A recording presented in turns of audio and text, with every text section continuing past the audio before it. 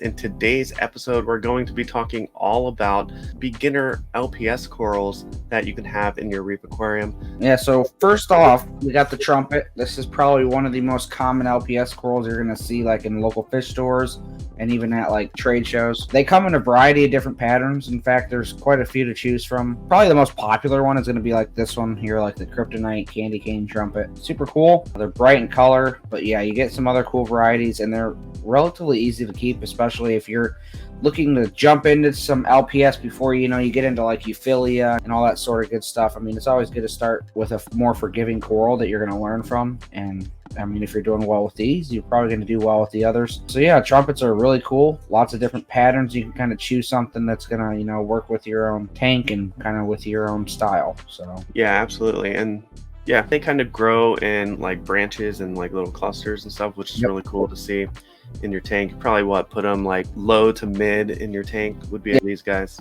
I mean, they can take some light too, but I mean, low to mid is probably where you're going to want to place them. And with how they grow, like you mentioned, it is easy to frag them. Yeah. So like once you get a nice giant colony or a big colony, you can easily frag them off, put them on a frag plug, trade them with a friend, do that kind of stuff.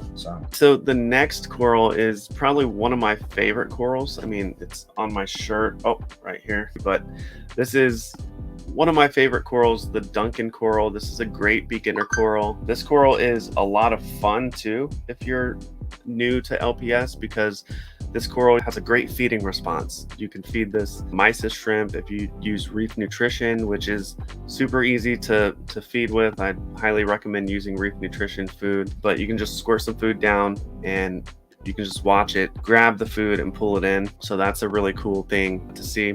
Duncan coral is pretty peaceful in your tank. You want to keep them probably low level is best, low to mid in your tank. I've seen them in all levels of a reef aquarium, but when you're introducing a new coral, I always start them on the sand bed and then work their way up. So yeah, Duncan corals, they're a great beginner coral as well, and they're going to grow in like a branching pattern too, as you can see this image right here. So they're really cool to have, and you can usually find these at your local fish store, like 1 to 2 heads. They're still fairly inexpensive coral to get, especially if this is a new coral for you.